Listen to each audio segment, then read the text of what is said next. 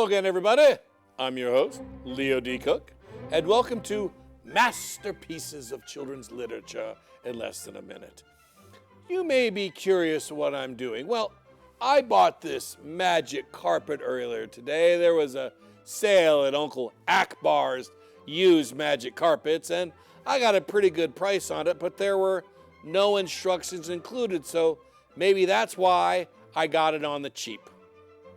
Now, speaking of magic carpets, there are a few of them in this book titled 1001 Nights. This is a collection of Middle Eastern folk tales combined in Arabic hundreds of years ago, and some of these tales are even older with origins in Persia, Greece, India, and Turkey. One of the many stories in this is the 7 Voyages of Sinbad. So, here goes. Hey there, everybody. I'm Sinbad the Sailor, and I went on many adventures, and I want to tell you about my first one. You see, my father was a rich dude, but I spent all my allowance, so I decided I had to go out and earn some money myself. I decided to go to sea and seek my fortune. Then one day, I get off my boat, and what I think was an island, but my bad, it was a gigantic whale instead. Now, whales are pretty big mammals to begin with, so you can imagine how massive this thing must have been.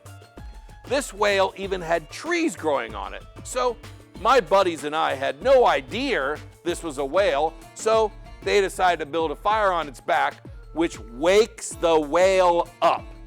And instead of wailing on us, the whale dives into the water. Now, the boat I was sailing on leaves without me. I got no ship, no ride, no crew. Oh, whale. Whale joke. Hey, you're lucky. I was going to make a Florence Nightingale joke instead, so consider yourselves fortunate.